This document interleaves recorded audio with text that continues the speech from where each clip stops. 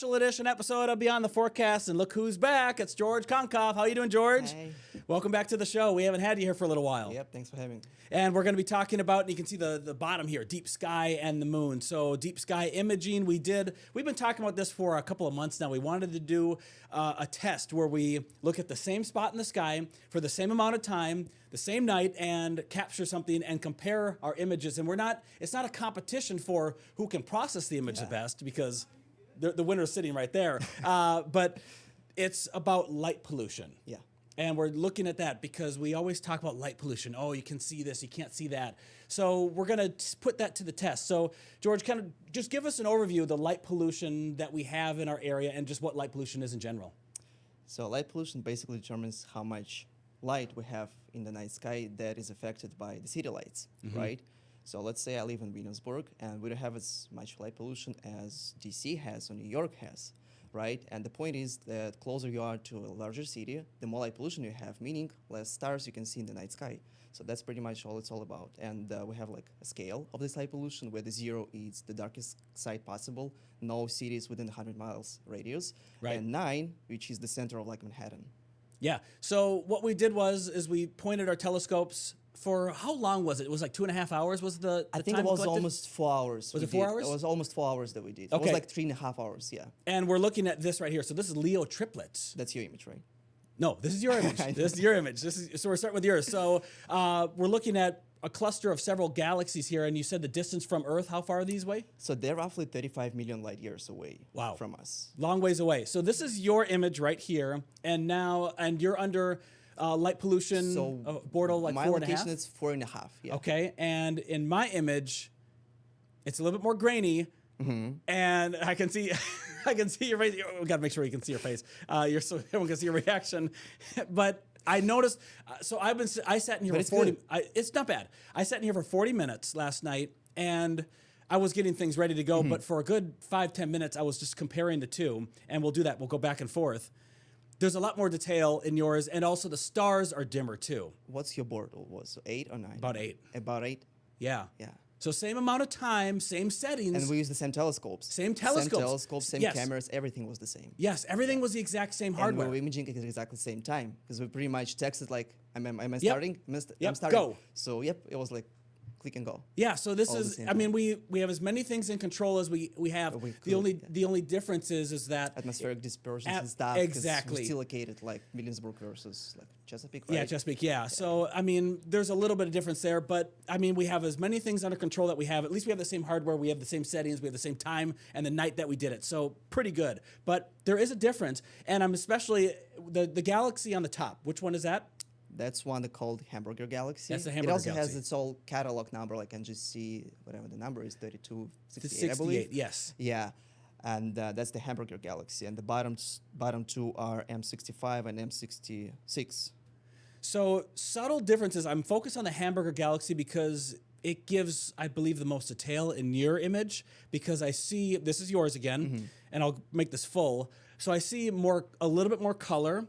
I see a little bit more, kind of more light dispersion from the center going all the way out. So there's a little bit more thickness to it. There's more width to it compared to mine, which is, those areas have just faded away. I tried to enhance it best I can. After I even saw yours, I admit, I tried to see if I had made my editing correct, and I tweaked some things. It didn't change anything. It was the simple fact that I needed more time and I needed more light. No, because the thing is also like the outer parts of the galaxies in your image, they're still here. The problem you don't see that well is that because the light pollution fully interacts with it, because it kind of blurs out. It takes it away. Yeah, it takes it away. The thing is, you can also achieve the result that I did, but you would need to spend like not almost 4 hours, but maybe 20 hours of exposure time. So that's also the thing about the imaging is that you can get the results that I did on the Bortle 4.5. The problem is you gotta spend much more time in order to get this result. It sounds like it's not just a linear scale, too. Yes. It sounds like it's significantly more time. Yeah. So one thing that we can look at if we're wondering what the light pollution is, maybe for your particular area, is you can use a light pollution map, something like this. This is one from a couple of years ago. So these get updated every couple of years. They get a little bit more refined. And really what happens every few years is that the area of the light pollution just grows. Just grows. Yeah, it's not like it shrinks, it's getting bigger because population development gets larger, so those rural dark areas tend to disappear. So light pollution is an issue for trying to capture things that are very faint in the night sky, but with the at least the sufficient amount of time, you still can, but it takes longer. It takes longer, and the night is only so long. But you can do this. You can combine your nights together that you've done as well in previous images. That's pretty much what you want to do ideally if you want to get a better image or if you want to get a deeper look into something. You just combine your data. And you can do that year from year, because the good thing about galaxies and stuff is they don't change for the human life time frame pretty much. Right. They are changing. They are changing right now. The problem we don't see it is because they are really distant from us. Yes, they're very distant from us, and you're looking at something that's so complex, but it's so far away. Kind of like when you're on an airplane and you're looking down at the land passing by. You don't really see a lot of movement, a lot of things happening, but there's a lot of things happening. Yeah. There's animals running around, there's cars all over the place. Yep. So it's just kind of a scale of perspective. Darker areas off to our north and west, there are some dark sky sites officially in Virginia too. So there's some spots to go to if you don't have adequate dark skies in your area. It can be fun to do those star parties that various astronomy clubs do. But always a treat to do a little bit of a science experiment with you, George. And going back to the image of the Leo triplet, this is fun. Looking at both and seeing kind of what the differences are. I do notice that my stars are brighter. So is that something that you did post-processing? That's something with the processing. Yeah, you can make them a bit like not as bright as like the one that you have. Mm-hmm. It's just during the processing, you usually separate stars from the background.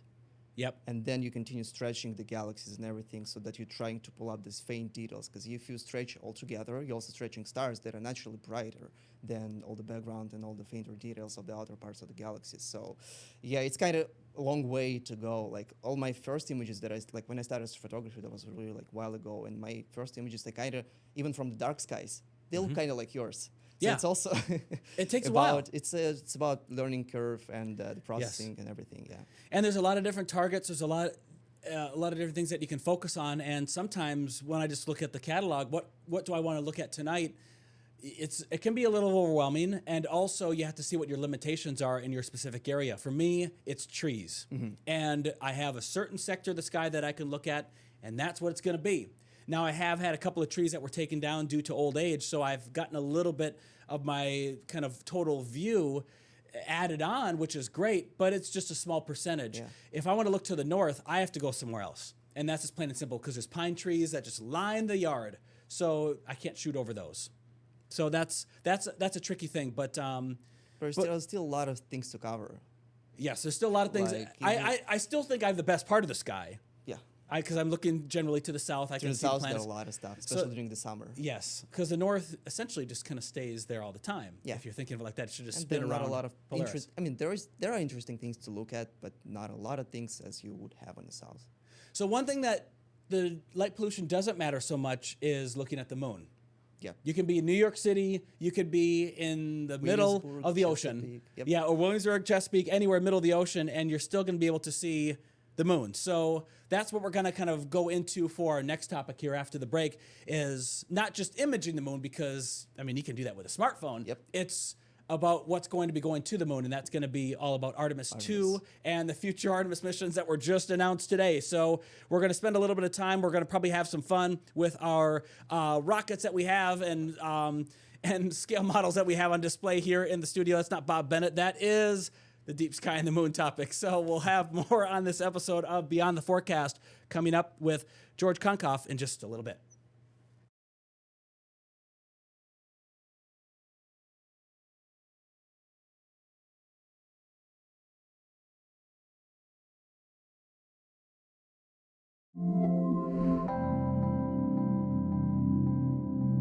Welcome back to Beyond the Forecast here. George Konkov. We've been talking a lot about deep sky imaging so far on this episode, and now we're going to be focusing on Artemis 2, Artemis 3, Artemis 4, or if you want to call it Artemis 2.5, because there's been some changes to the Artemis timeline going forward. So the timeline to send our astronauts, our humans, back to the lunar surface is still 2028. But there's a new mission that's been added after Artemis 2 that's going to do some practicing around the Earth in terms of docking and staging and kind of getting things configured, similar to Apollo 9 that we had back many years ago. So that's kind of an interesting thing. But when we go back to the current mission, or the one that's going to be happening here, is Artemis 2. That is following a free return trajectory. So here's a look at the just kind of generic fun animation of what this mission is going to be doing. It launches, it orbits the Earth for a little bit, and then they go on their way to the moon just for a little while, not too long. It kind of passes by there. But it's not getting as close as it did in Apollo. Yep, it's going to be much higher. Apollo was like 60 miles above the moon, the Yeah, lunar surface. exactly. This one will be 6,000 miles. Yes, About 6,000 the miles. So yeah, this is going to be a little bit farther away, but you can see the animation again. So once you are all go to the moon, you're only going there for just a little bit. So you're just going to follow in that gravity well just temporarily, and then you fly right back out of it, and you come back to Earth. So it doesn't require fuel to burn your way out of the moon's orbit. Is kind of the big difference with this, is that you're going to be only going there for just a little bit, just flying by. And from what we've been hearing from NASA and what our astronauts are going to be doing is they're going to be trying to learn as much as they can about the far side of the moon as they can as they pass by, which some people call the dark side of the moon. It's not dark, it's just the side that we don't see. That's basically the whole reason they call it dark, simply because we don't see it. Right. Yeah, because moon tidally locked with Earth. Yep. Do you want to describe that? Yeah, basically it's really simple. Like the period, the time that it takes to rotate, the moon takes to rotate the Earth is fully equal the time that moon takes to rotate around itself. Mm-hmm. And that's why we only see the same side of the moon. And in order to see the opposite side of the moon, all you gotta do is just take Artemis 2 or like any similar mission and just fly around it. Yeah. So But yeah. here's the animation. This is the one that is a little bit more to scale. So again, it leaves the Earth, it heads towards the moon. It takes a little while to get there. This is 3.5 days in right now. There's a counter. You can't see it here, but I can see it on my screen. Now we're at about 4.5 days. You just get to the moon. The moon basically just kind of flies by. So you're trying to get somewhere so you can meet the moon. Think of like a wide receiver from a quarterback. They throw the football. They're trying to gauge where they're going to be. That's what we're doing with our astronauts. They're sending them, and we're blasting them into a certain spot in space so they fall back towards the Earth. But they're also going to fly right by the moon at the same time, so they make that close pass. This is going to be pretty exciting. Now we're just kind of been waiting for things to launch. Yep. And it's always a very patient thing to wait for, especially crewed missions to launch. Well, but this time astronauts also going to have their, like, first time in history, their personal cell phones. So they'll That's have right. some time to beat while they're on the way to the moon, around the moon. And yeah, I personally look forward to like all these images and stuff, because before you could only see like this kind of professional shots. Yep. But now it's going to be more like human connected in terms of like now regular lifetime. And all the shots and images, it's going to feel a bit different. I think so. I was just thinking, because we were talking about it earlier. I made a joke saying, oh, they won't be able to play games on their phones in space because the gyroscope won't work correctly. Yep. Hopefully the phone camera settings will be locked so it knows that it wants to be landscape or it wants to be portrait. Because if you say, oh, I want this to be landscape or I want this to be portrait, it won't know. I mean, that all depends also. I think they would adjust settings a bit. I'm not sure what kind of phones they take. I think it's iPhones. Probably it could be. Yeah, it should be. But they probably will adjust the settings and you'll be able to manually switch something. Yeah, hopefully it doesn't say, oh, this application can't be opened in space. Yeah. That wouldn't be good. That wouldn't be good at all. So we did talk about this, and I have an animation of this. So this is comparing Apollo. I'll bring this full screen too. This is comparing Apollo to Artemis. So there's Apollo, very close in terms of its distance, and also the Lunar Reconnaissance Orbiter. That's at 31 miles. So the distance that it orbits is a lot closer. There's Apollo right there, 68 miles. So they're pretty close, 68 to 31 miles. That's essentially the same thing. But Artemis, it's a lot farther away, 5,000 to 6,000 miles away. So I would say there's multiple reasons to do that. When you are a little bit farther away from the moon, you're not going to get your orbit's not going to be thrown around as much by the gravity well of the moon, so the whole mission can be a little bit more predictable, which is, I would say, kind of important. Yeah. I mean, the whole goal of the mission is not to take a nice shot at the moon. The whole goal of the mission is to test the equipment, to test the health support systems on the spaceship and everything in order to make sure that all the future missions will be safe and secured. That's the whole goal to, like, science is important, but you also want to return astronauts safe and sound back to Earth. Yeah, you do. The Orion model you have near you, that's where they're going to be hanging out in the Orion capsule.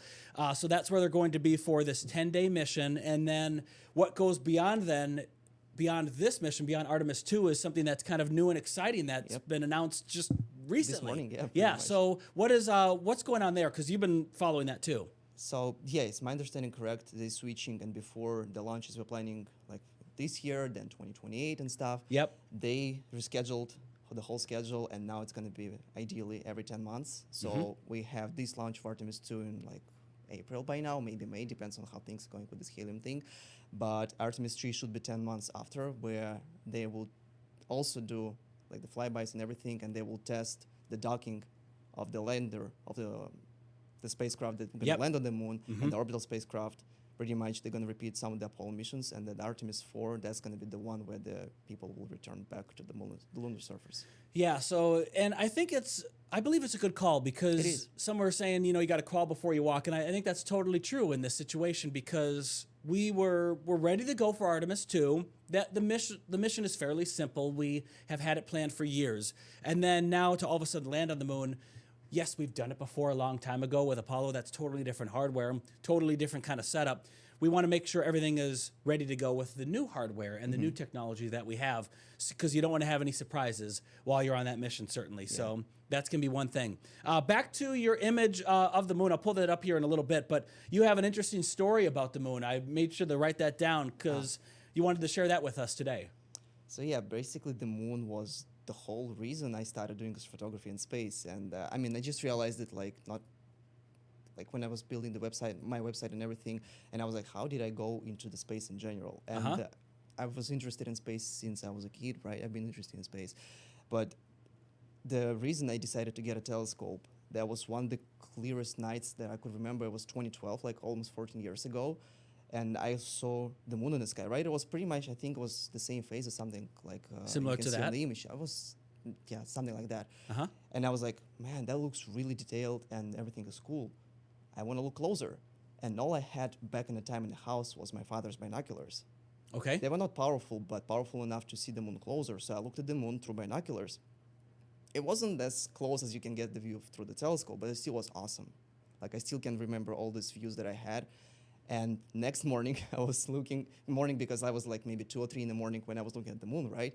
When I woke up in the morning next day, I was like, man, what if I can get a telescope? Because back in the time, like in 2012, the telescopes and everything, amateur astronomers, it wasn't just as popular as it is now. It's gotten very popular in the last couple of years. It became really popular for the past 10 years, for the past decade, right? Yeah, decade, I would certainly say. There's a lot more items that they make that's user-friendly. Yeah. It's a very difficult thing to learn, especially if you go back 10, 20, 30 years.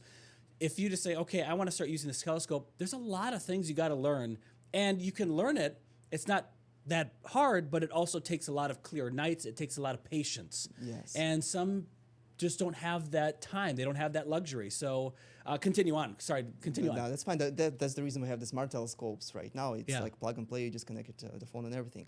But yeah, next morning I just decided to search for the telescope, and I got like the cheapest one that I could afford back in the time because I was just finishing my high school. And that's how all it started, basically. That's great. Slowly, yeah.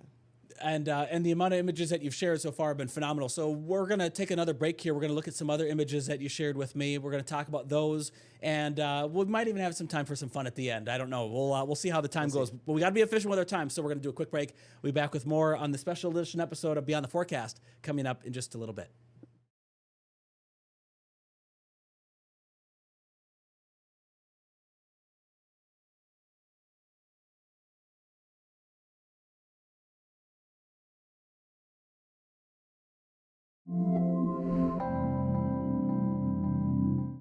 Welcome back to Beyond the Forecast special edition episode. And George, you have some extra images that we're going to take a look at here of the night sky. And this one, we were kind of talking about it during the break, which one are we going to use? And you wanted me to pull up this one here. So tell me what we're looking at.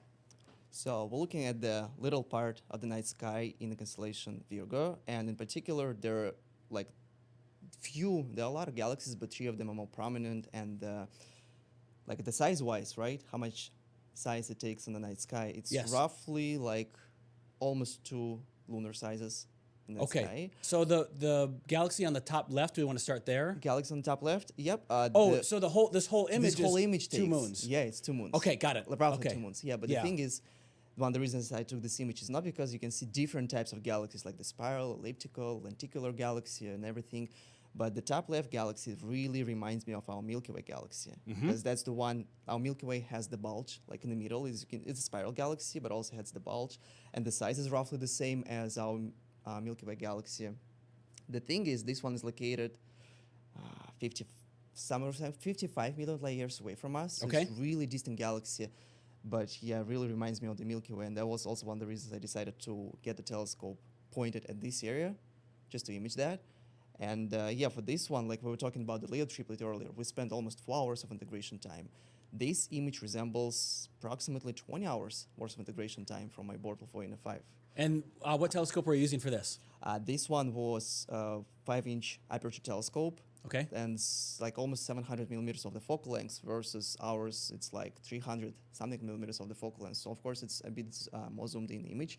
And yeah, there are lots of stuff that's going on, and this part of the night sky is just a tiny little part. It's less than 1% of what we can see and what we can basically image. Yeah, it's amazing. The galaxy on the top here, this is a beautiful structure as well. So, I mean, if you look around as I zoom in, there's just little features and there's little things that kind of pop up, and it's really fun to see this. And also some of the stars, like you can see the stars, they are stars, but some of the points on this image, these are not stars in our galaxy. These are Right. actually distant galaxies. They Yeah. just located hundreds of millions light years away from us, so you won't able resolve their structure, but rather a tiny little point of light that goes from their nuclear. Yeah, even if you had more and more light, you can maybe get a little bit more detail out of it, but it's just so small. Yeah. It's so distant. The distance in this image is phenomenal. So this is a gorgeous image. Can we see this constellation in our night sky this time of year?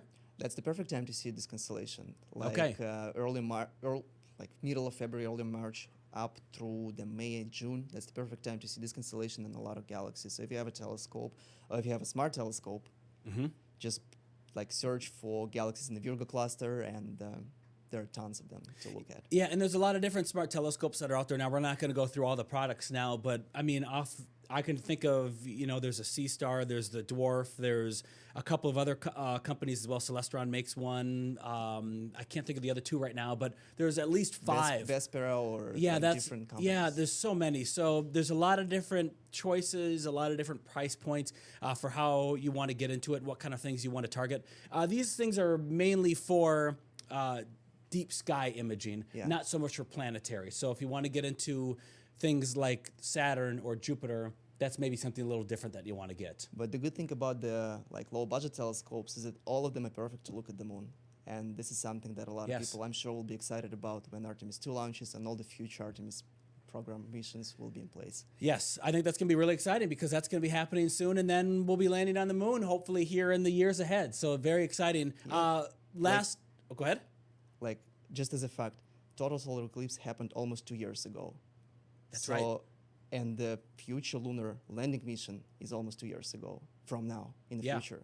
So the time from between 2024 and 2026 has passed fast. Exactly the same is going to happen 2028. So guys, it's going to be really like much sooner than you expect. I want to give you a quick shout out with the last 30 seconds of our show here, George. People can find you at Astro Creation on YouTube, correct? Yep. And what have you been posting there lately? What's the newest thing? Mostly I've been doing like reviews and everything, but lately my interest also been in like 3D printing and modeling stuff for the telescopes so that people can use it and make astrophotography more affordable and building my own stuff. So yeah, I only have one video on the channel about it now, and I'll have more videos about it as well. Okay, excellent. Well, thanks for coming on this episode of Beyond the Forecast. It was fun to see the combination. We're out of time. It was fun to see the two Leo triplets. So we'll have him again back Thank soon. you. We'll see you next time on Beyond the Forecast.